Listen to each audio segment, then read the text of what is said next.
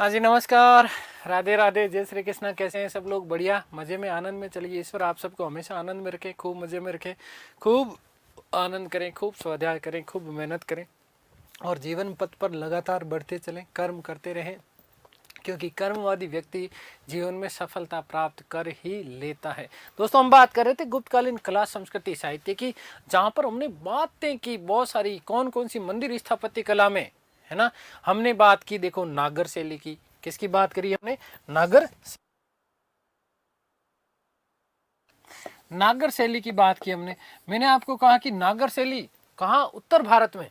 कहाँ? उत्तर भारत में जो है क्या आई थी? नागर शैली। इसी को आर्य शैली कहा गया। फिर हमने बात की कौन सी? द्रविड़ शैली की। ठीक है, दक्षिण भारत में। कौन से में? दक्षिण भारत में। फिर इसकी विशेषता क्या? मैंने कहा विशाल प्रवेश द्वार, गोपुरम। इसकी विशालता क्या, विशेषता क्या? कि शिखरों का प्रयोग किया जाता था और सभा मंडपों का प्रयोग किया जाता था। आगे बात समझ में? द्रविड़ में विशाल प्रवेश द्वार, जिसे गोपुरम कहा जाता था। क्या कहा जाता था? गोपुरम कहा जाता था। आगे बात समझ में क्लियर है? फिर हमने बात की बेसर की। तो बेसर का मतलब इन दोनों का हमने मिक्स किया था। किसका? एक तो नागर का और दूसरा हमने किसका किया? द्रविड़ का। दोनों का मिक्स वाली जो थी वो बेसर। फिर हमने एक बात की थी एकायतन। किसकी? एकायतन। एकायतन का मतलब गर्भगृह में जहां पर एक ही मूर्ति हो। गर्भगृह में क्या हो? एक ही मूर्ति। उसको क्या कहा हमने? एकायतन का। फिर हमने बात की पंचायतन की। किसकी बात की हमने? पंचायतन। पंचायतन, है ना। किसकी बात की? पंचायतन की। पंचायतन में मैंने कहा कि गर्भगृह में 5 तक मूर्तियां हो। ठीक है ना। वस्तुतः भगवान विष्णु को समर्पित हुआ करता था। इधर शिव, शक्ति, फिर गणेश जी और सूर्य, इस प्रकार की जो है कौशाम्बी से सूर्य की प्रतिमा मिलती है वस्तुतः गुप्त काल के दौरान। ठीक है, तो दोस्तों ध्यान से सुनिएगा, पंचायतन शैली। फिर हमने बात की महामारू की। किसने बात? कौन सी? महामारू की बात की। तो जहां पर एक से अनेक मंदिर हो, है ना, एक जगह अनेक मंदिरों का निर्माण करना महामारू कहलाता है। फिर हमने बात की तक्षण कला की। कौन सी कला की? तक्षण कला की हमने बात की। छेनी और हथौड़े के माध्यम से, छेनी और हथौड़े के माध्यम से मंदिरों का निर्माण करना क्या कहलाता है? तक्षण कला कहलाता है। क्या कहलाता है? तक्षण कला। फिर हमने बात की सिलावट की। हमने बात किसकी बेटा की? सिलावट की। तो सिलावट कौन? मूर्ति बनाने वाले जो कलाकार, मूर्ति बनाने वाले जो कलाकार थे वो क्या कहलाते थे? सिलावट कहलाते थे।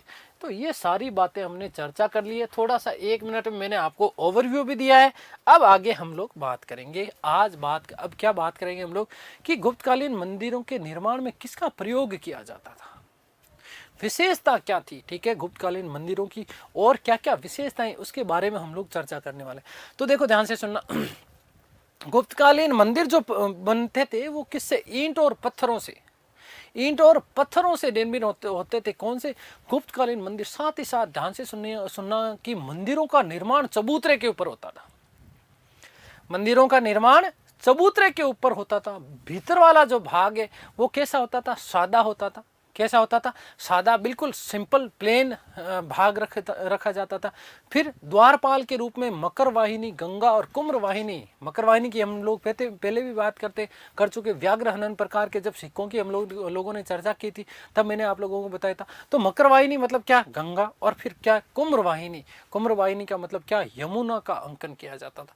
फिर हम बात करेंगे कि गुप्त काल में मूर्ति कला के कितने केंद्र थे, कहाँ कहाँ से किस प्रकार की मूर्तियां मिली है। भगवान बुद्ध की भी मूर्ति मिलती है।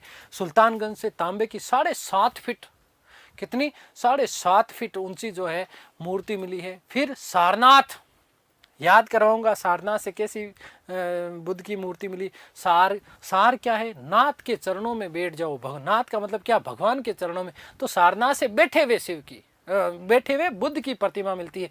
और साथ ही साथ मथुरा में जाकर के वो क्या हो गए थे? खड़े हो गए। तो मथुरा से हमें खड़े हुए बुद्ध की प्रतिमा मिलती है। ठीक है ना। ये महत्वपूर्ण आपके प्रश्न बनते हैं। फिर हम बात करेंगे कौन कौन से महत्वपूर्ण मंदिर है। बहुत सारी फोटोज लेकर आए, मस्ती से सारी चीजें बताने वाला हूँ। अजंता की गुफाओं की भी हम लोग बात करने वाले हैं। यूं चुटकियों में आपको याद करवा दूंगा। ठीक है दोस्तों, ध्यान से सुनिएगा कि गुप्तकालीन मंदिरों की विशेषताएं।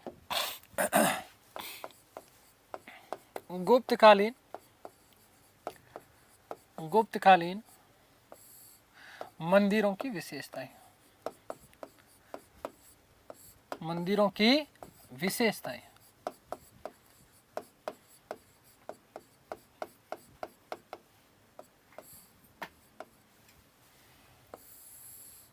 पहली बात। तो शिखरों का प्रयोग, किसका प्रयोग बेटा? शिखरों का प्रयोग। शिखरों वे सभा मंडप, सभा मंडपों का प्रयोग।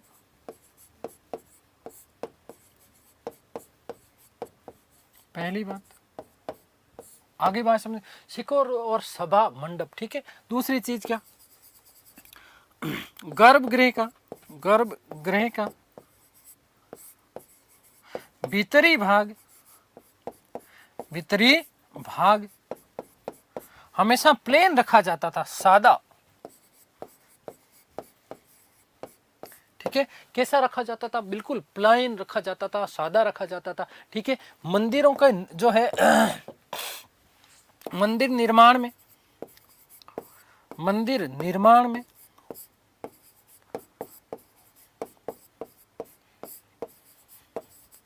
पत्थर व ईंट का प्रयोग किया जाता था। पत्थर व ईंटों का प्रयोग, ईंटों का प्रयोग किया जाता था। अभी हम बात करेंगे कि ईंटों के प्रयोग से कौन कौन से मंदिर बने।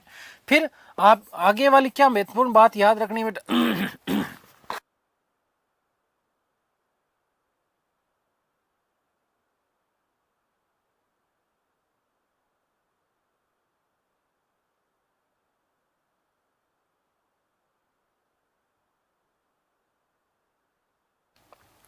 द्वारपाल के रूप में मकर वाहिनी और कुम्र वाहिनी, द्वारपाल के रूप में द्वारपाल के रूप में क्या दो चीजें याद रखनी। एक तो क्या? मकर वाहिनी, मकर वाहिनी, मकर वाहिनी का मतलब क्या? गंगा। मकर वाहिनी का मतलब क्या है बेटा? गंगा, याद रखिएगा। और दूसरा क्या? कुम्र वाहिनी। दूसरा क्या है? कुम्र, कुम्र वाहिनी।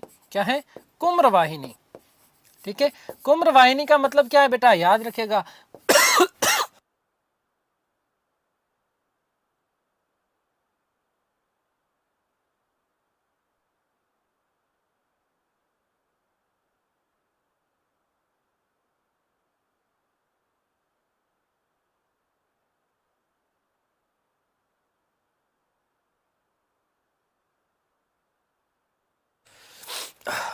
सॉरी, कुम्र वाहिनी, कुम्र वाहिनी का मतलब क्या है? यमुना। कुम्र वाहिनी का मतलब क्या है? यमुना। आगे बात समझ में क्लियर है ना? ये चीज आप विशेष रूप से याद रखिएगा, ठीक है बेटा। देखो, गुप्तकालीन मंदिरों की विशेषताएं क्या है? शिखरों का, मंडपों का प्रयोग, गर्भगृह का भीतरी भाग हमेशा सादा रखा जाता था, प्लेन रखा जाता था। मंदिर निर्माण में पत्थर और ईंट का प्रयोग किया गया। द्वारपाल के रूप में मकर वाहिनी मतलब गंगा, और कुम्र वाहिनी का मतलब क्या है बेटा? यमुना का प्रयोग किया जाता था। क्या होता था, कैसे होता था, अभी हम लोग चर्चा करेंगे। मस्ती से आप तो बस पढ़ते जाओ। चलिए आगे बात करते हैं कि गुप्त काल में, गुप्त काल में मूर्ति कला के 3 प्रमुख केंद्र थे। मूर्ति कला के 3 प्रमुख केंद्र।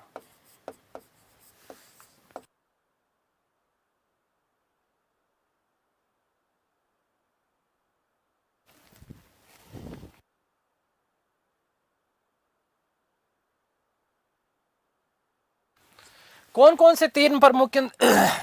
3 प्रमुख केंद्र कौन कौन से? देखिएगा, ध्यान से सुनिएगा। एक आपका है मथुरा, दूसरा आपका क्या है? सारनाथ, और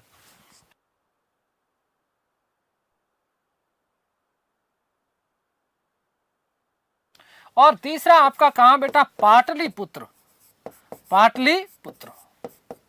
ध्यान से सुनिएगा कि गुप्त काल में मूर्ति कला के 3 प्रमुख केंद्र थे। मूर्ति कला के कितने? 3 प्रमुख केंद्र। कौन कौन से? मथुरा, सारनाथ और पाटलिपुत्र। मथुरा, सारनाथ और पाटलिपुत्र। इसका मतलब क्या है? गुप्तकालीन जितने भी मंदिर बने हैं ना, इन मंदिरों की जो मूर्तियां हैं वो कहां से मिलती है आपको? या तो मथुरा में बनती थी, या सारनाथ में बनती थी, या फिर पाटलिपुत्र में।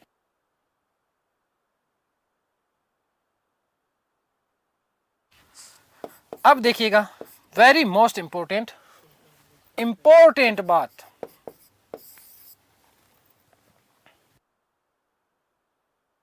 देखिएगा, ध्यान से सुनना। भगवान बुद्ध से संबंधित महत्वपूर्ण प्रश्न आते हैं। 3 प्रश्न आपसे पूछे जाते हैं बुद्ध की मूर्तियों से संबंधित। क्या क्या प्रश्न पूछे जाते हैं बेटा? कि खड़े हुए बुद्ध की प्रतिमा कहां से मिली है, बैठे बुद्ध की प्रतिमा कहां से मिली है, और साथ ही साथ ये भी मिलता है कि तांबे की, किसकी, तांबे की बुद्ध प्रतिमा आपको कहां से मिलती है। बहुत महत्वपूर्ण प्रश्न बनता है आपका, ये ध्यान से सुनना।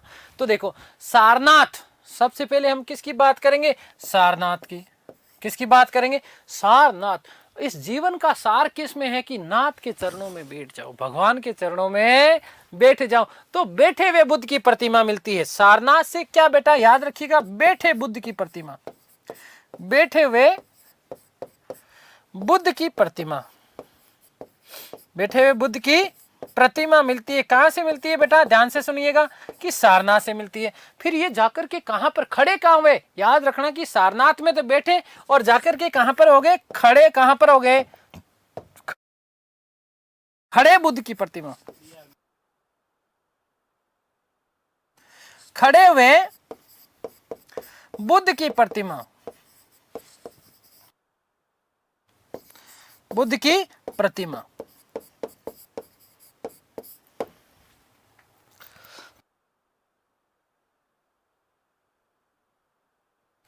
आगे बात समझ में। अब वेरी मोस्ट इंपॉर्टेंट याद रखिएगा कि सुल्तानगंज, बिहार का भागलपुर, बिहार का भागलपुर, इसका मतलब पाटलिपुत्र ही हो गया ना भाई। पाटलिपुत्र दक्षिणी बिहार, पटना और गया के आसपास का क्षेत्र, पटना और दक्षिणी बिहार था ना। पाटलिपुत्र तो पटना और गया के आसपास का क्षेत्र उस समय किस नाम से जाना जाता था? पाटलिपुत्र के नाम से। तो अब वेरी मोस्ट इंपॉर्टेंट क्या बात बनती है कि सुल्तानगंज, क्या चीज? सुल्तानगंज। ये इंपॉर्टेंट प्रश्न आपका यहां से बनता है। देखो ध्यान देना बेटा, कि सुल्तानगंज से, सुल्तानगंज, सुल्तानगंज बिहार, भागलपुर, ठीक है। सुल्तानगंज कहां है? बिहार। बिहार का मतलब एक तरीके से हम पाटलिपुत्र से ले सकते हैं ना, दक्षिणी बिहार पाटलिपुत्र ही था। सुल्तानगंज बिहार से बुद्ध की 7.5 फीट ऊंची, 7.5 फीट ऊंची तांबे की प्रतिमा मिली है। किसकी? तांबे की प्रतिमा, तांबे की प्रतिमा प्राप्त हुई है। आगे बात समझ में क्लियर है ना? ये वेरी मोस्ट इंपॉर्टेंट आप लोगों के लिए प्रश्न बन जाता है, इसका विशेष रूप से ध्यान रखना बेटा।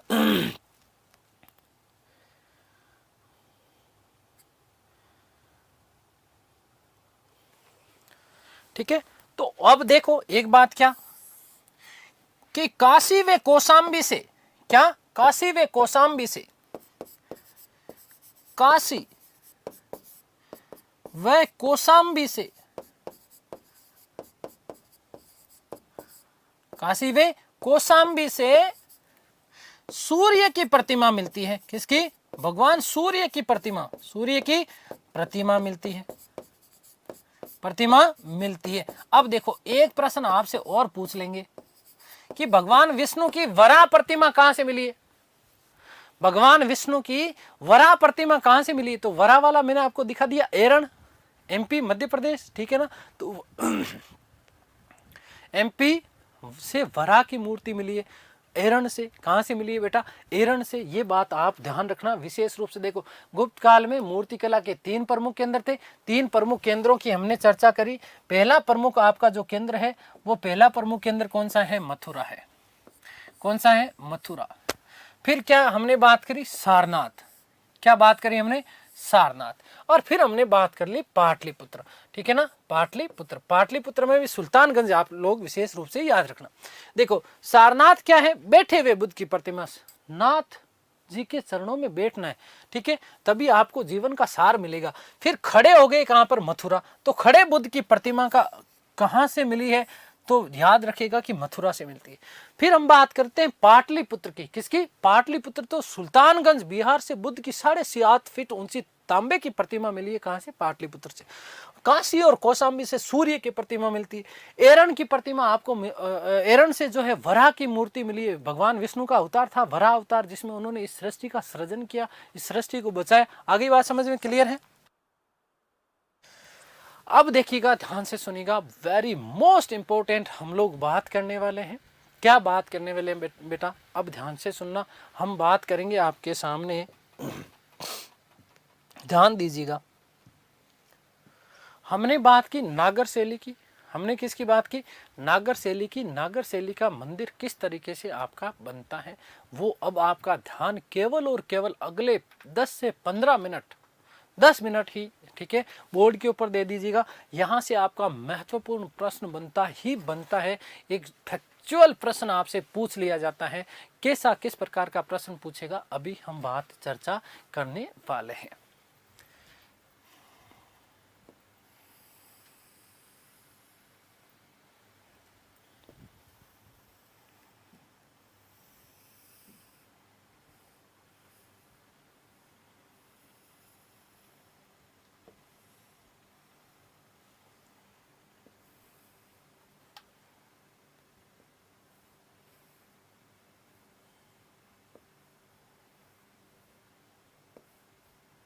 आपका ध्यान केवल बोर्ड के ऊपर होना चाहिए।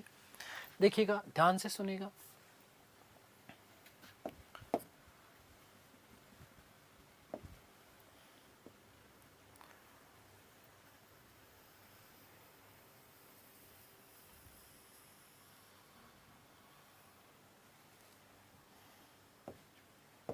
ध्यान दीजिएगा, सामने देखो, ये वाला जो भाग अभी मैंने केवल, देखो, एक एक पार्ट बनाऊंगा, एक एक पार्ट में आप लोगों को समझाऊंगा। देखो ध्यान से सुनना बेटा, ये वाला जो भाग होता है, इसको क्या बोलते हैं हम लोग? इसको बोलते हैं मेधि या चबूतरा।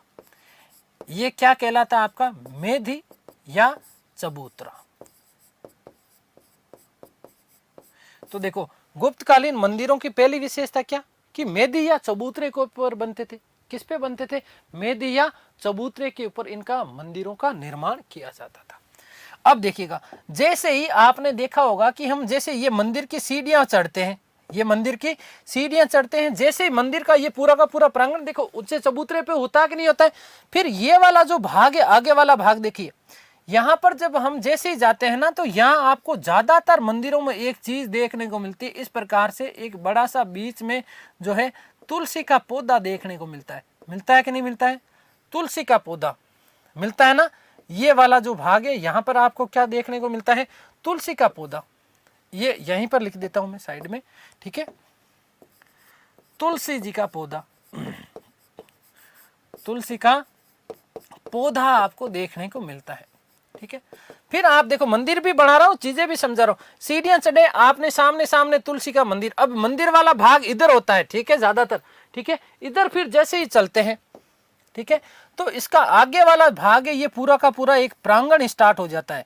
और ये इस प्रकार से 4 चबूतरे, इस प्रकार से, इस तरीके से चीजें होती है, ठीक है। ये पूरा का पूरा भाग हो जाता है आपका। ये वाला जो भाग है ना, ये वाला भाग क्या कहलाता है आपका? सभा मंडप कहलाता है। मंदिर के सामने वाला, एक तरीके से, यदि आपने राजस्थान के हैं, ठीक है, और आपने रामदेवरा आप कभी गए हो, कहाँ चीज रामदेवरा आप गए हो, तो कुछ इस प्रकार से है ना, जहाँ जम्मा वम्मा लगता है, ठीक है ना। आप यदि जो है कहाँ पर गए हो, बालाजी का मंदिर देखा आपने, ठीक है, सालासर मंदिर देखा, या कोई सा भी, ज्यादातर मंदिर इसी शैली में निर्मित होते हैं, ठीक है। तो ये इस प्रकार से, आगे बात समझ में, ये सभा मंडप। अब फिर ये वाला जो भाग होता है, इस वाले भाग में देखो, ध्यान से सुनना बेटा, ये वाला जो भाग है आपका,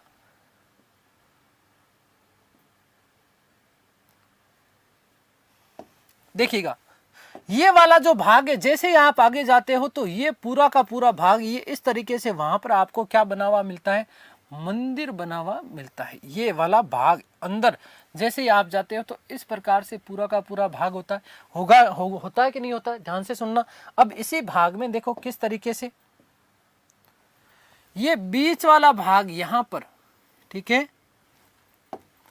ये बीच वाला भाग यहाँ वाला ये भाग है, ठीक है, ये वाले भाग में, ठीक है, यहाँ पर ये यहाँ पर अंदर भगवान की प्रतिमा होती है। अंदर भगवान की क्या होती है, आपको प्रतिमा देखने को मिलती है, ठीक है। इस प्रकार से भगवान जी होते हैं, क्या होते हैं, इस प्रकार से भगवान जी होते हैं। भगवान जी के अनेक हाथ भी होते हैं, होते कि नहीं होते हैं, ठीक है, अनेक हाथ, चतुर्भुजाकार आकार, ठीक है। और पीछे वाला भाग इस प्रकार से जो है, पीछे एक इस प्रकार से चमकीला भाग बनाया जाता है ना, ठीक है। भगवान के हाथ में अनेक अस्त्र शस्त्र इस प्रकार से, ठीक है, इस प्रकार से शस्त्र दिए जाते हैं, इस प्रकार से जो है सुदर्शन वगैरह चक्र, इस प्रकार से चीजें होती है, ठीक है ना, जो है शस्त्र इस प्रकार से दिखाया जाता है, ठीक है। आगे बात समझ में, देखो ये वाला भाग ध्यान से सुनना बेटा, एक एक चीज में समझा रहा हूं, एक एक चीज में लिखवा रहा हूं। ये वाला भाग आपका क्या कहलाता है, गर्भगृह कहलाता है। क्या कहलाता है, गर्भगृह कहलाता है। आगे बात समझ में क्लियर है।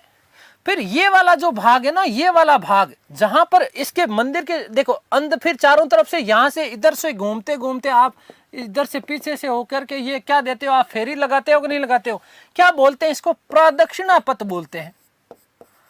क्या बोलते हैं, प्रदक्षिणा पथ बोलते हैं इसको।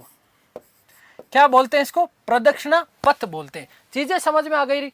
अब देखो इसके मंदिर के ऊपर जो भाग है, ये वाला भाग, कौन सा वाला भाग, ये वाला भाग, ये इस प्रकार से होता है ना, देखा होगा आपने, ठीक है। कैसे, ये पूरा का पूरा, ये पूरा फिर इस प्रकार से आपने देखा होगा, ये इस प्रकार से होता है। आ गई बात समझ में, होता है कि नहीं होता है, इस प्रकार से होता ना ऊपर, फिर अंदर यहां पर जाकर के फिर एक यहां पर एक इस प्रकार से, ये इस प्रकार से एक चीज होती है, आपको पता है, ठीक है। फिर इसमें ये वाला भाग क्या कहलाता है, देखो ये वाला भाग कहलाता है आपका शिखर। क्या कहलाता है बेटा, शिखर कहलाता है। ये वाला भाग इसका क्या कहलाता है, ग्रीवा कहलाता है। क्या कहलाता है, ग्रीवा कहलाता है, ठीक है। फिर यहां पर देखो, ये ऊपर वाले भाग में एक तो यहां पर आपको पताका मिलती है, ठीक है ना, कोई ना कोई पताका होती है ना, झंडा लगाया होता है मंदिर का। आगे बात समझ में क्लियर है। तो ये चीज क्या है, ध्वजा है। क्या है बेटा, ध्वजा, ठीक है, या इसी को हम बोलते हैं पताका। क्या बोलते हैं बेटा, पताका बोलते हैं, ध्वजा या पताका। आगे बात समझ में। अब देखो इसमें आपने और भी चीजें देखी होगी। क्या चीजें देखी होगी, ध्यान से देखिएगा। यहां वाला जो भाग है ना, यहां पर इसमें एक क्या होता है, कलश होता है। क्या होता है, कलश होता है, ठीक है ना, क्या होता है, कलश होता है। यहाँ पर इस प्रकार से कुछ इस प्रकार से लगाए जाते हैं गोल गोल, और यहाँ पर एक कलश भी होता है यहाँ पर। तो ये वाला भाग देखो, इसको तो हम बोलते हैं एक लोटा टाइप का लगा देते हैं, इसको क्या बोलते हैं, कलश। और कुछ इस प्रकार से चक्रियां टाइप की होती है ना, इस वाले भाग को हम क्या बोलते हैं, आमलक बोलते हैं बेटा। क्या बोलते हैं, आमलक। ये वाला भाग देखो इस प्रकार के गोल गोल इस प्रकार से गुम्मटियां टाइप बना देते हैं, फिर ऊपर एक लोटा टाइप लगाते हैं ना, कलश टाइप का, तो इसको क्या बोलते हैं, आमलक बोलते हैं। क्या बोलते हैं बेटा, आमलक। अब ये पूरा मंदिर देखो आप,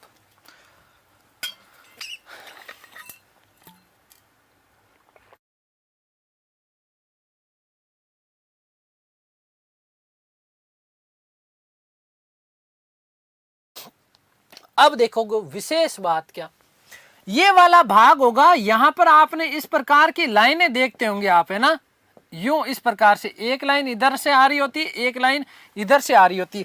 क्या है ये, तो ये आपकी जो मैंने नाम बताया ना, मैंने कहा ना द्वारपाल है ये। क्या है ये, द्वारपाल। और द्वारपाल के रूप में क्या, मकर वाहिनी। क्या चीज बेटा, मकर वाहिनी। क्या मिलता है आपका, मकर वाहिनी। मकर वाहिनी का मतलब क्या है, गंगा जी। कौन, गंगा। प्लस क्या है, कुम्र वाहिनी। प्लस क्या है, कुम्र वाहिनी। और कुम्र वाहिनी का मतलब क्या बताया मैंने, यमुना। कुम्र वाहिनी का मतलब क्या है बेटा, यमुना। आ गई ना बात समझ में, क्लियर है ना। अब देखो मेरे हिसाब से तो देखो भाई, मेरा प्रयास यही किया है मैंने कि आप लोगों को चीज़ें थोड़ा सा इजी वे में समझा दिया जाए। ये इस प्रकार से आपका क्या बन जाता है, ये मंदिर बन जाता है। ठीक है, आ गई बात समझ में। ये आपका ये पूरा का पूरा आपका क्या हो गया है, मंदिर हो गया। कौन सी शैली है ये, नागर शैली में निर्मित इस प्रकार के मंदिर, जहां पर गर्भगृह में 5 प्रतिमाएं होती है। देखो भीतर का भाग, आपको भीतरी भाग कैसा है इसका, भीतरी भाग सादा है। भीतरी भाग कैसा है बेटा, सादा है। और ये चबूतरा आपको दिख रहा है, तो कैसा चबूतरा दिख रहा है, आयताकार चबूतरा, आयताकार चबूतरा दिख रहा होगा आप लोगों को। समझ में आ गई क्या बात। अब मुझे बता दो यहां तक, देखो भाई अब भी कोई यदि समस्या है तो आपको भगवान ही बचाए। ये वाला जो भाग है, एक चीज बता देता हूं, और ये वाला भाग है ना, इस वाले भाग को बेटा क्या कहा जाता है, जंगा कहा जाता है। ये बाहर वाला जो भाग है ना, इसको हम क्या बोलते हैं, जंगा। क्या बोलते हैं, जंगा। तो इस तरीके का प्रश्न देखो, ऊपर वाला भाग ये ग्रीवा कहलाता है। ठीक है, ये आमलक है ऊपर, यहाँ इसमें फिर कलश है। ये आपका कोई ना कोई पताका, ध्वजा लगी हुई होती है। ठीक है ना, कोई ना कोई ध्वजा लगी हुई होती है। आगे बात समझ में क्लियर है। ग्रीवा, ये वाला भाग आपका क्या कहलाता है बेटा, शिखर कहलाता है। क्या कहलाता है, शिखर कहलाता है। मोस्ट इंपोर्टेंट प्रश्न आपका ये देखो, शिखरों का प्रयोग किया गया। ये वाला भाग, आगे वाला भाग आपका क्या कहलाता है, सभा मंडप कहलाता है। इस तरीके का जो भाग जो है आपके मंदिर क्या कहलाते हैं बेटा, ये आपके नागर शैली के मंदिर है। चित्र किसका चित्र है बेटा, नागर शैली।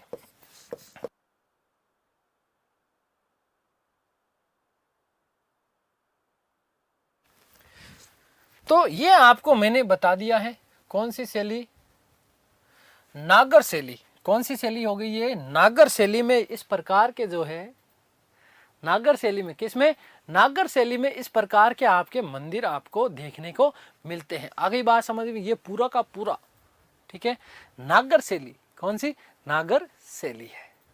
ठीक है, क्लियर है। तो अब आप कभी भूलोगे क्या जिंदगी में। अब देखो सभा मंडप, यहाँ पर आपको पता है ना कि यहाँ वाला भाग जहां पर कुछ कक्ष भी बने हुए होते हैं, क्या है, कक्ष भी तो बने हुए होते हैं ना यहाँ पर अंदर में। ठीक है, यहाँ इस वाली दीवार पे कुछ कक्षों का भी निर्माण किया जाता है ना। और फिर आगे यहाँ पर जातरू आगे, ये लो साहब है ना, कौन आगे, जात्री आगे। फिर इस प्रकार से ये क्या आपका सभा मंडप हो गया। ये वाला भाग आपका क्या है बेटा, सभा मंडप। ठीक है, क्लियर है। तो ये आपको विशेष रूप से ध्यान रखना है बेटा।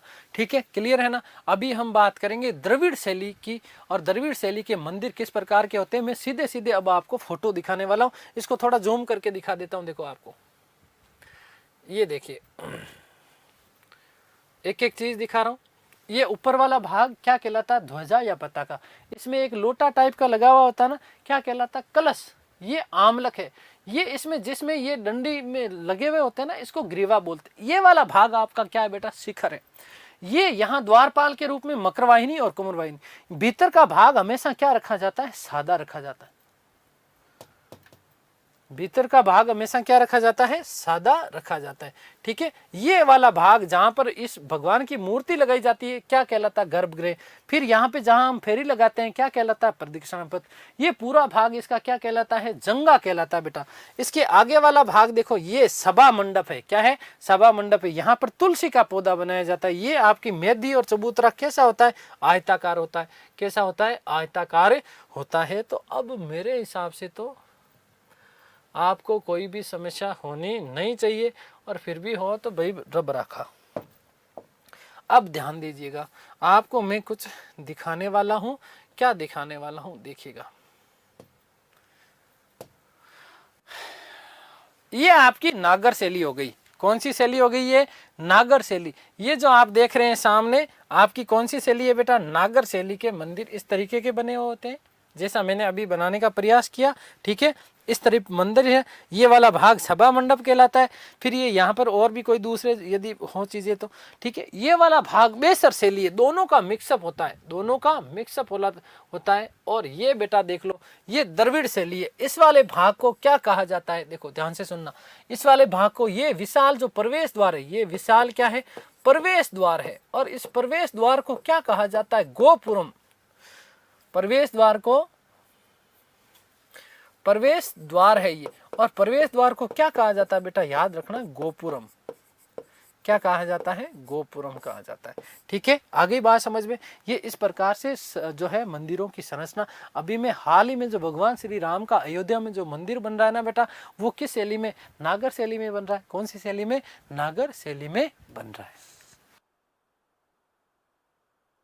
ये देखो आप विशेष रूप से देखिएगा, ये आपका पूरा देखो राजा गोपुरम, ये पूरा इस प्रकार से, ये गर्भगृह, ये महामंडप दक्षिण भारत के शैली कहलाते हैं। ठीक है, ये ध्वजा स्तंभ होते हैं दक्षिण भारत में, ये गोपुरम कहलाता है। क्या कहलाता है, ये द्रविड़ शैली के मंदिर है।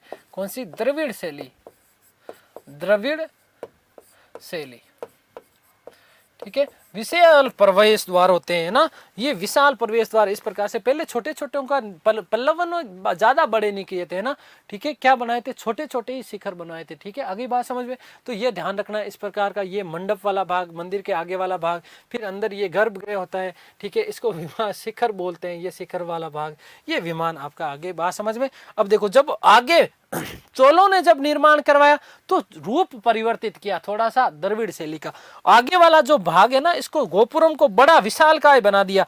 ठीक है ना, देखो ढंग से, ये देखो इसका भाग क्या कर दिया उन्होंने, विशाल बना दिया। ठीक है, उसके बाद में ये बीच में ध्वजा वगैरह, पताका वगैरह, फिर ये देखो ये वाला भाग, इसको महामंडप बोलते हैं। फिर आगे जाकर के ये जो है गर्भगृह, इस प्रकार से द्रविड़ शैली में जो मंदिर बनते हैं ना, वो इस प्रकार से बनते हैं। देख लिए होंगे आपने। ठीक है, अब देखो भाई, सीख गए मेरे हिसाब से तो, अब भी नहीं सीखो तो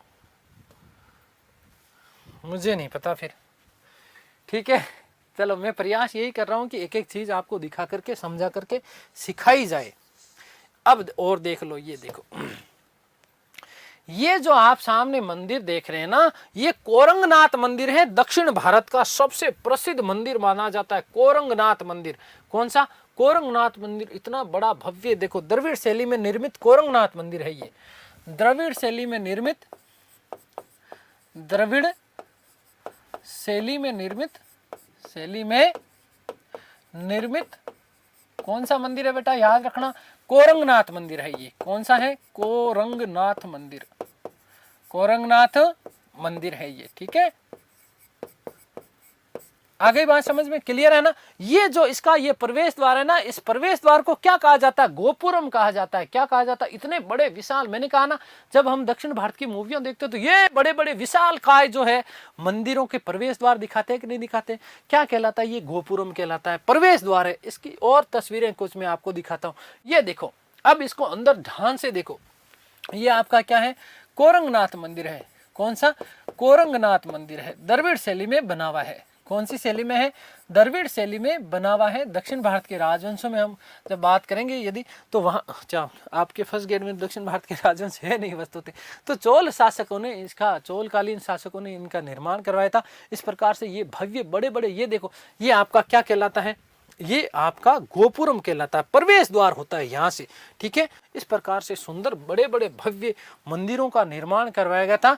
किसके द्वारा, दक्षिण भारत के राजवंशों में, विशेष रूप से पल्लव, विशेष रूप से पल्लव और चोलों के द्वारा दक्षिण भारत की इस शैली को क्या दिया, आश्रय प्रदान किया गया था। तो ये द्रविड़ शैली में निर्मित आपका कौन सा, कोरंगनाथ मंदिर है। फिर ये आप और देख लीजिए, इसको थोड़ा और करीब से देखते हैं। तो ये देखो, अब देखो आप इसको ढंग से, ठीक है, आप इसको देख रहे हैं ना, ये आपका क्या कहलाता है बेटा, गोपुरम कहलाता है। क्या कहलाता है, गोपुरम कहलाता है। ठीक है, प्रवेश द्वार है ये, क्या है, प्रवेश द्वार है। क्या है बेटा, प्रवेश द्वार है।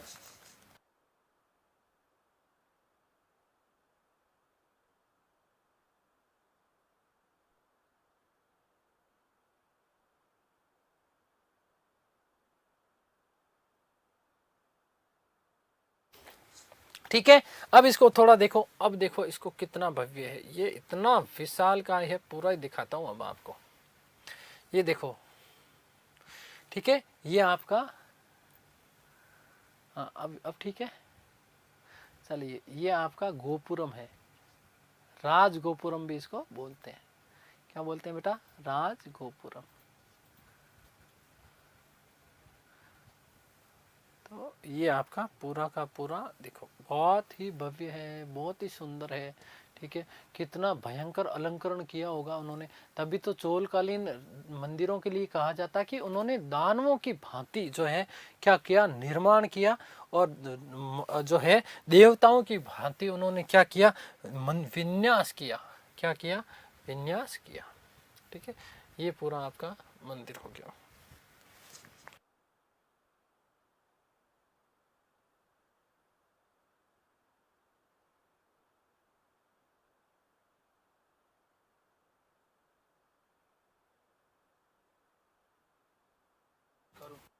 ठीक है, आगे बात समझ में बेटा।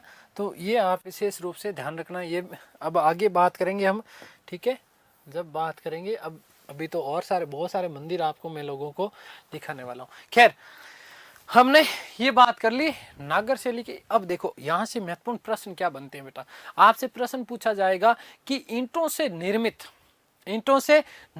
जो है कौन सा मंदिर है, गुप्तकालीन ईंटों से निर्मित मंदिर कौन से हैं।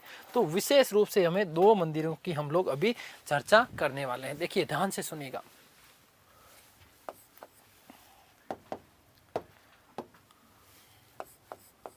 ईंटों से निर्मित मंदिर, पहले ही मैं आपका क्लियर करवा देता हूं। ईंटों से निर्मित मंदिर, गुप्त काल में ईंटों से कौन कौन से मंदिरों का निर्माण करवाया गया। निर्मित मंदिर, देखो ध्यान से सुनना बेटा, यही सिखा रहा हूं, यही समझा रहा हूं आपको। क्या, सबसे पहले भीतर भीतर आग जले, है ना, तो सबसे पहले भीतर अंदर ईंटों का मंदिर बनाना हमें, भीतर गांव, ठीक है ना। भीतर गांव कहां पर है, उत्तर प्रदेश में। कहां है बेटा, उत्तर प्रदेश में हम बात कर ली, वस्तुतः कानपुर में है, ठीक है ना। अभी मैं आपको बताने वाला हूं भीतर गांव का विष्णु मंदिर है। भीतर गांव का क्या है, विष्णु मंदिर है। और इसमें महत्वपूर्ण बातें, और क्या क्या महत्वपूर्ण बातें, ईंटों से निर्मित है। किससे निर्मित है, ईंटों से निर्मित है भीतर गांव का विष्णु मंदिर। वर्गाकार चबूतरे के ऊपर इसका निर्माण करवाया गया है। और वेरी मोस्ट इंपोर्टेंट क्या बनता है, वेरी मोस्ट इंपोर्टेंट प्रश्न ये बनता है कि भारत में पहली बार शिखरों में मेहराब का प्रयोग किया गया। किसका प्रयोग किया गया था, मेहराब भी क्या होता है ये मैं आपको बताने वाला हूं। तो भीतर भीतर आग जली, कहां पर, भीतर गांव में। कहां, ईंट लगानी, भीतर क्या लगानी है आपको, ईंट लगानी। कैसे याद रखोगे कि भीतर आपको क्या लगानी है, ईंट लगानी है। क्या लगानी है, भीतर आपको ईंट लगानी है। और पहली बात, फिर अंदर देखो, दिल में मेहराब बना लेना, दिल में क्या बना लेना, मेहराब बना लेना। तो पहली बार शिखर में मेहराबों का प्रयोग किया गया भीतर गांव के विष्णु मंदिर में। फिर दूसरा ईंटों का मंदिर कौन सा है, दूसरा ईंटों का मंदिर याद रखना, सिरपुर का लक्ष्मण मंदिर। सिरपुर बोले तो कहां पर, छत्तीसगढ़ में। कहां पर, छत्तीसगढ़ में। अब देखो ध्यान से सुनना, पहले तो मैं आपको लिखाता हूं, फिर मैं आपको मंदिर दिखाता हूं। तो पहली चीज नंबर 1, भीतर गांव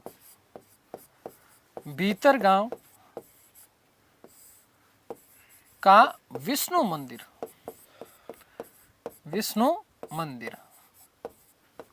भीतर गांव का विष्णु मंदिर है। आगे बात समझ, कहां पर है ये, कानपुर। कहां है ये, कानपुर यूपी में। कहां पर है ये, यूपी में है। कहां पर है बेटा, यूपी में है। महत्वपूर्ण बात है क्या, ईंटों से निर्मित है, वर्गाकार चबूतरे के ऊपर है।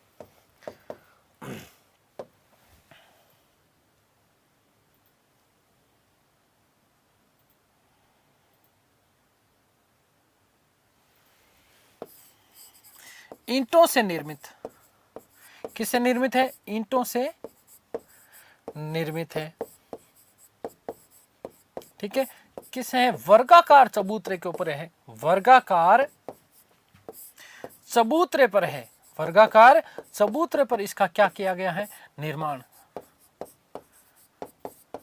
और सबसे महत्वपूर्ण, वेरी मोस्ट इंपोर्टेंट बात याद रखना बेटा, क्या याद रखोगे कि भारत में पहली बार शिखर में क्या, भीतर सबसे पहले मेहराब बनाने, आपको क्या बनाने, मेहराब बनाने, मेहराबों का प्रयोग किया गया शिखर में। भारत में पहली बार, वेरी मोस्ट इंपोर्टेंट प्रश्न बनता है यहां से कि भारत में पहली बार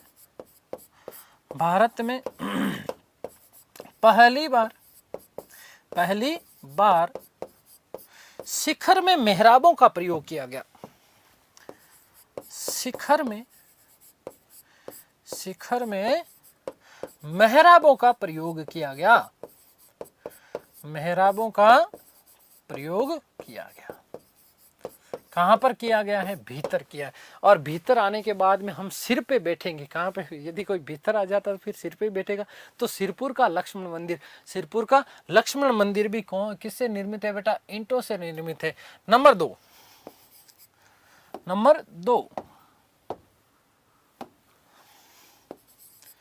सिरपुर, ठीक है, सिरपुर का लक्ष्मण मंदिर, सिरपुर का लक्ष्मण मंदिर, सिरपुर का लक्ष्मण मंदिर, लक्ष्मण मंदिर किससे निर्मित है बेटा? ईंटों से निर्मित है। ईंटों से निर्मित है।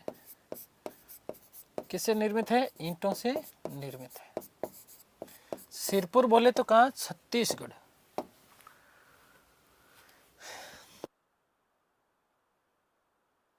सिरपुर बोले तो क्या है बेटा? छत्तीसगढ़ है। क्या है? कितने गढ़? छत्तीसगढ़। कितने गढ़? छत्तीसगढ़, ठीक है ना। सिरपुर का लक्ष्मण मंदिर।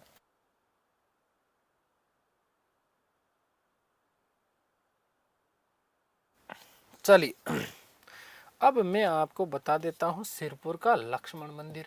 ये लो साहब, ये आपका क्या है? सिरपुर का लक्ष्मण मंदिर है। क्या है? सिरपुर का लक्ष्मण मंदिर है ये, ठीक है। यहां पर देखो आप, इसको थोड़ा सा साफ दिख रहा है क्या आपको?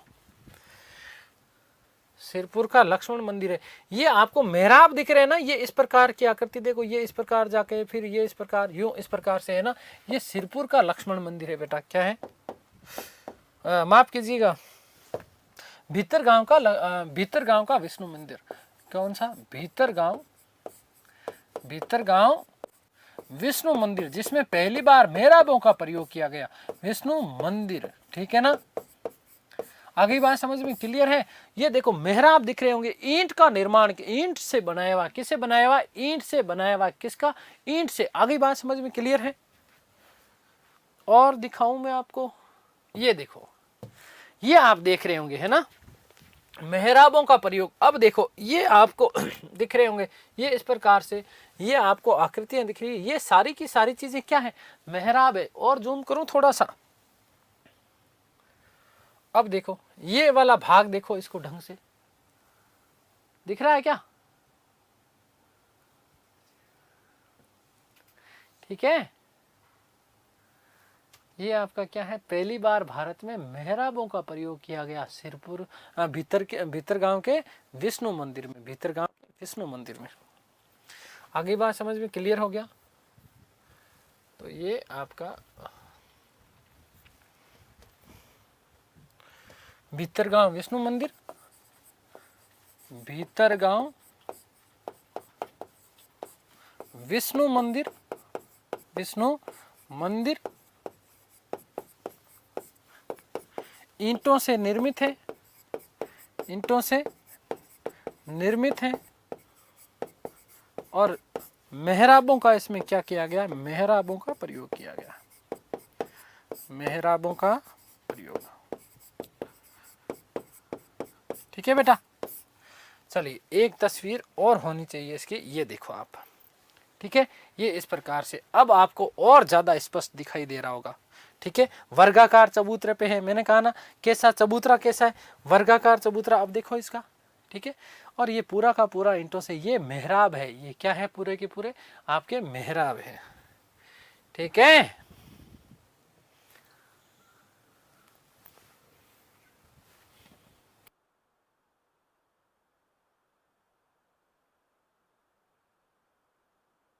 ईंटों से निर्मित है ना, आपको ऐसे लग ही नहीं रहा होगा, ठीक है। कितना भव्य है, कितना सुंदर है। विष्णु मंदिर है, भगवान विष्णु को समर्पित है, ठीक है भाई। अब भी समझ में नहीं आया हो तो मैं कुछ नहीं कर सकता भाई। अब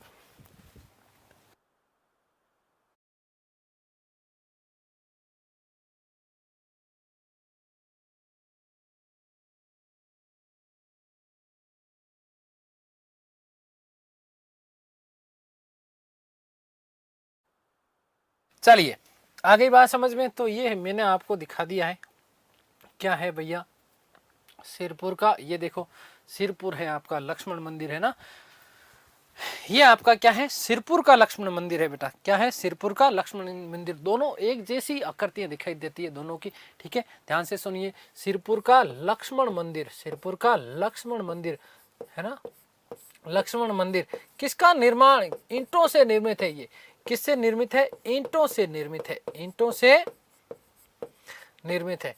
निर्माण इसका किससे किया गया, ईंटों से निर्माण इसका किया गया। आगे बात समझ में क्लियर है, लगभग लगभग एक जैसी आकृति मिलती है, ठीक है। तो ये देखो आप कितना भव्य सुंदर ये आपका मंदिर है, ठीक है। आगे बात समझ में, सिरपुर का आपका ये क्या है बेटा, लक्ष्मण मंदिर है, ठीक है, क्लियर। चलिए अब हम वापस आ जाते हैं कहाँ पर, जहाँ थे वहीं पर आ जाते हैं जल्दी से। चलिए दोनों मंदिर मैंने आपको दिखा दिया, भीतरगांव का विष्णु मंदिर मैंने दिखा दिया, ईंटों से निर्मित है, सिरपुर का लक्ष्मण मंदिर भी मैंने आपको दिखा दिया, ठीक है, क्लियर हो गया। अब और कौन कौन से मंदिर है, अन्य मंदिरों की हम लोग बात करने वाले हैं। गुप्तकालीन अन्य मंदिर, अन्य मंदिर,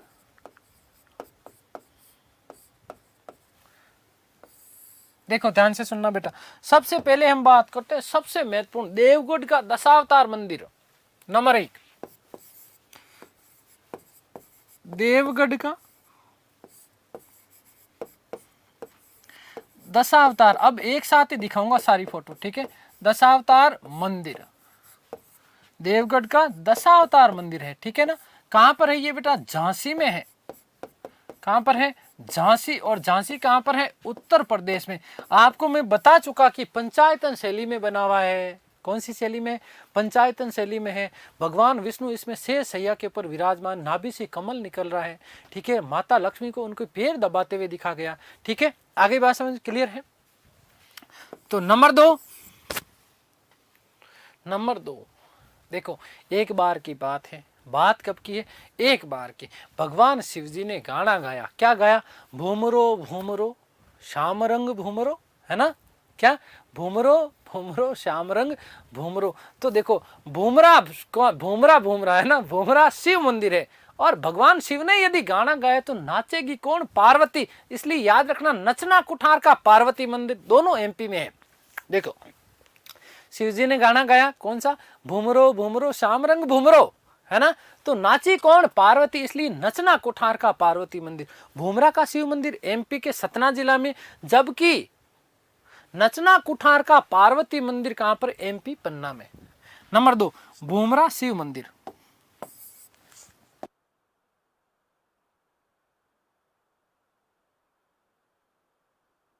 भूमरा शिव मंदिर, भूमरा शिव मंदिर कहां पर है बेटा, भूमरा शिव मंदिर कहां पर है, याद रखिएगा कि सतना में है।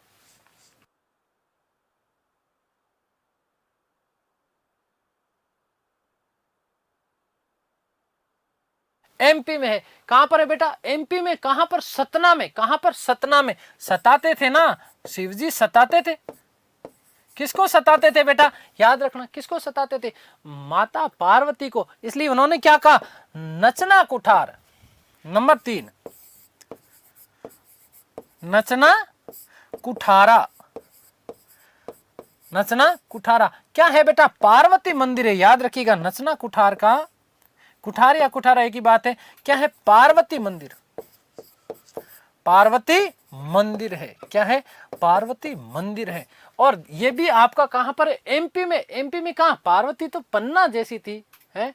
हीरा की तमन्ना है कि पन्ना मुझे मिल जाए, कौन मिल जाए, पन्ना। तो ध्यान से सुनना, कहां पर है ये, पन्ना जिला, एमपी। कहां, एमपी। और एमपी में कौन सा जिला बेटा, पन्ना जिला, पन्ना जिला में है। जिला कौन सा है, पन्ना। आगे बात समझ में। आगे हम बात करेंगे तिगवा। तिगवा क्या चीज, तिगवा। और तिगवा का क्या है, विष्णु मंदिर है। तिगवा में क्या है, विष्णु मंदिर, भगवान शिव को समर्पित है। और तिगवा का विष्णु मंदिर कहां पर है, एमपी में है। कहां पर है, एमपी में। नंबर 4, तिगवा का विष्णु मंदिर, तिगवा विष्णु मंदिर, तिगवा विष्णु मंदिर, विष्णु मंदिर। और तिगवा विष्णु मंदिर कहां पर है बेटा? एमपी में है। कहां पर है? एमपी में है। फिर एरन का विष्णु मंदिर, भगवान एरन है ना, एरन का मैंने बताया था, एरन का विष्णु मंदिर भी कहां पर? एमपी में, सागर जिला है। ठीक है, एरन का विष्णु मंदिर, एरन विष्णु मंदिर, विष्णु मंदिर, ये भी आपका कहां पर बेटा? याद रखिएगा कि एमपी में है, जिला सागर है। ठीक है, सागर किनारे। ठीक है, सागर जिला, जिला कौन सा है? सागर जिला। आगे बात समझ में। अब आगे हम बात करें खो का शिव मंदिर, खो का शिव मंदिर। ठीक है, और उदयगिरी विदिशा में भी क्या है? शिव मंदिर। मैं आपको दिखा चुका उदयगिरी गुहा विलेख वाली बात जब हमने करी थी, उड़ीसा उदयगिरी का मैंने आपको दिखा दिया था ना। ठीक है, याद है ना आप लोगों को? तो खो का शिव मंदिर। नंबर 6 खो। ठीक है, खो का क्या है? शिव मंदिर, शिव मंदिर। और खो भी याद रखिएगा बेटा कहां पर है? एमपी में है। कहां पर है? एमपी में। और इधर लिख देता हूं नंबर 7। चलिए आगे लिख देता हूं मैं नंबर 7 उदयगिरी, उदयगिरी शिव मंदिर, शिव मंदिर। और उदयगिरी शिव मंदिर कहां पर है बेटा? MP, Vidisha MP.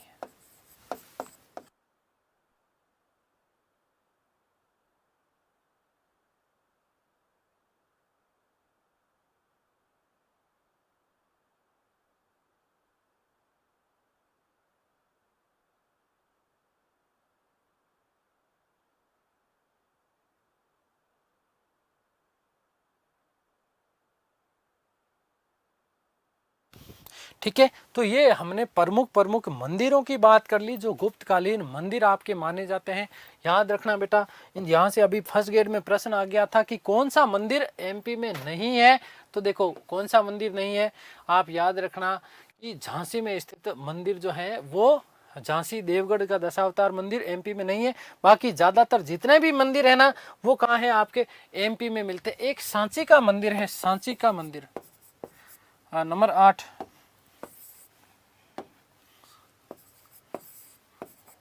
सांची, सांची का मंदिर। ठीक है, ये भी गुप्तकालीन माना जाता है, सांची। ठीक है ना, सांची बात बताऊं कहाँ? सांची एमपी में है।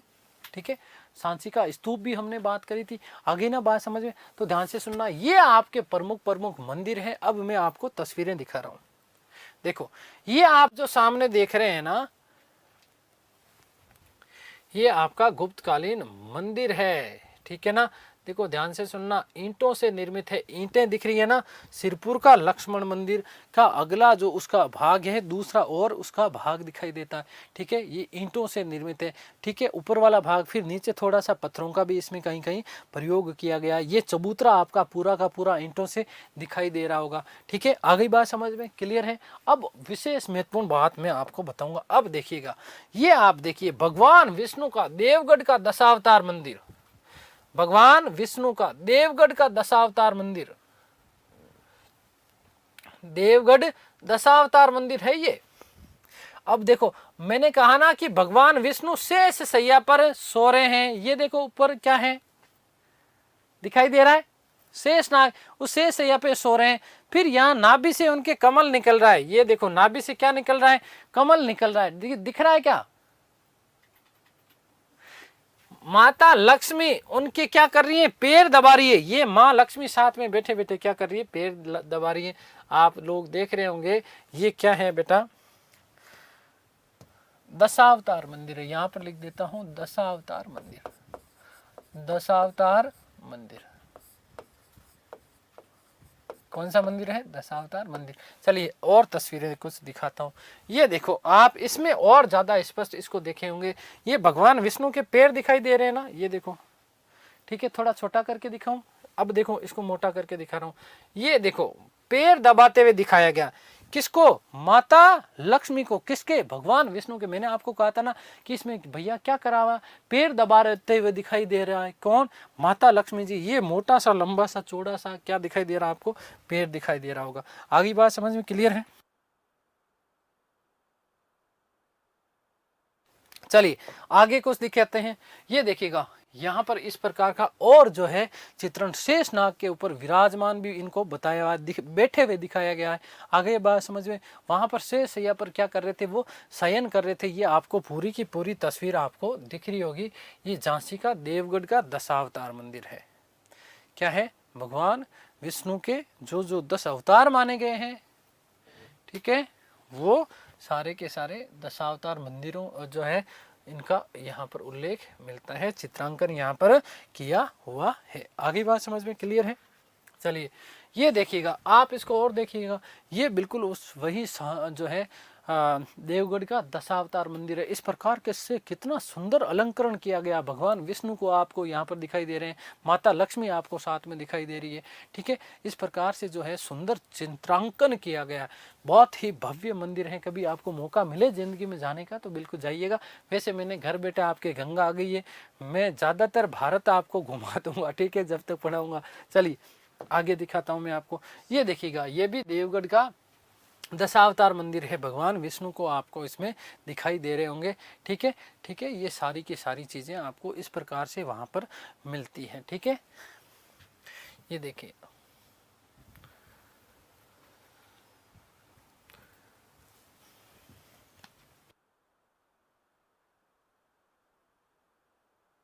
ये भी आपका देवगढ़ का दशावतार मंदिर का भव्य चित्रण है। माता लक्ष्मी का अंकन किया गया है इस प्रकार से, ठीक है। पत्थरों का और ईंटों का इसमें क्या है बेटा? प्रयोग किया गया है, देखो, ठीक है।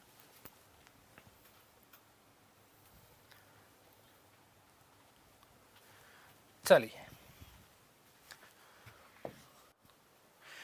ये भी आपके सामने देवगढ़ दशावतार मंदिर का ही चित्रण है, ठीक है। इस प्रकार से अलंकरण किया गया। पत्थरों पर कितनी सुंदर नक्काशी है उस समय की, ठीक है। चलिए ये भगवान बुद्ध के रूप में, जब भगवान विष्णु का अवतार माना जाता है ना, बुद्ध का अवतार उसके रूप में भी, ठीक है। मत्स्य, कूर्म, कल्कि, वराह, ठीक है। और राम के अवतार में भी आए, ठीक है। परशुराम के उसमें भी अवतार में माने जाते हैं, ठीक है। तो ये चीज़ें आप ध्यान रखना विशेष रूप से, ठीक है।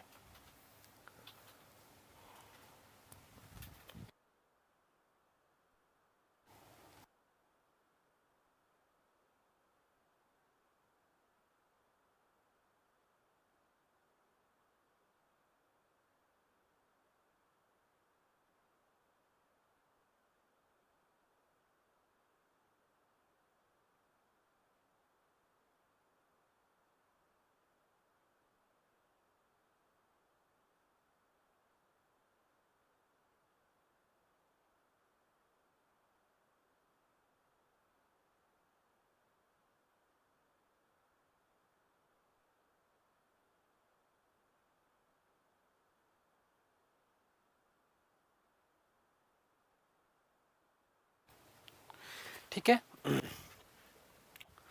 तो ये इस प्रकार से आपको क्या मिलता है? अलंकरण मिलता है। कुछ थोड़ा सा आगे देखो, ये भी देखो, मैंने आपको कहा था ना नाभि से कमल दिखता हुआ है ना, कमल इस प्रकार से आप लोगों को दिख रहा होगा इस तस्वीर में। यदि थोड़ा सा जूम करेंगे हम लोग तो इसको आप देखिएगा, ठीक है। ये देखिएगा, ये इस प्रकार से बड़ा ही भव्य और सुंदर मंदिर है, ठीक है। आगे बात समझ में। ये आपका क्या है? झांसी का देवगढ़ का दशावतार मंदिर है। भगवान विष्णु की मूर्तियां इस प्रकार से आप सामने देख रहे हैं। आप देखिएगा, ध्यान दीजिएगा, ये आप जो मूर्ति देख रहे हैं ना, वो किसकी मूर्ति है भाई?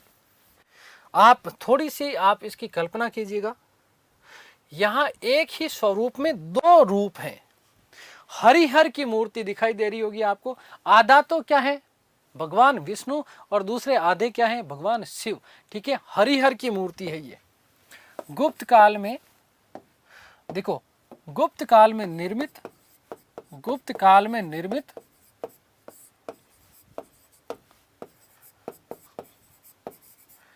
हरिहर की मूर्ति। हरि का मतलब विष्णु, हर का मतलब क्या? भगवान शिव। विष्णु प्लस शिव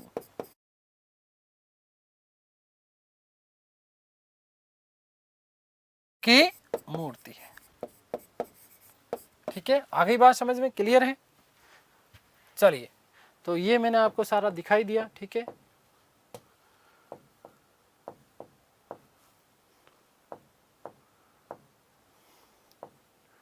चलिए ये सिरपुर का मंदिर हो गया। ठीक है, ये आपका तिगवा, कौन सा? तिगवा का मंदिर है। कौन सा बेटा? तिगवा मंदिर है। ये देख लीजिएगा, बहुत सुंदर, इसके भव्य ये स्तंभ इसके बहुत सुंदर है ना।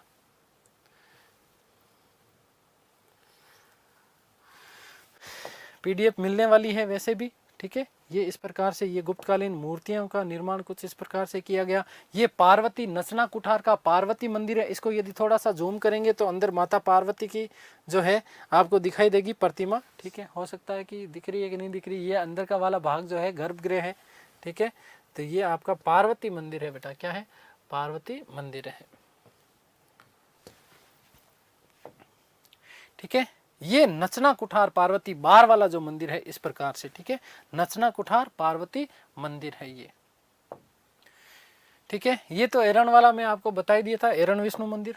ठीक है, खैर चलिए, तो यहीं तक कहानी खत्म होती है। बाकी की बातें हम लोग करेंगे हमारी अगली क्लास में, जहां हम पढ़ाएंगे आपको अजंता एलोरा की गुफाएं। क्या? अजंता एलोरा की गुफाएं। तो उम्मीद करता हूँ कि सारी चीज़ें आप लोगों को समझ में आई होगी। ईश्वर आप सबको स्वस्थ रखें, मस्त रखें, प्रसन्नचित्त रखें, आह्लादित रखें और ऊर्जावान रखें। इस सृष्टि की संपूर्ण खुशियाँ आपको और आपके परिवार को मिले, ये मेरी शुभकामनाएं। जल्द से जल्द आप लोग सफल हो। धन्यवाद, नमस्कार, थैंक यू सो मच।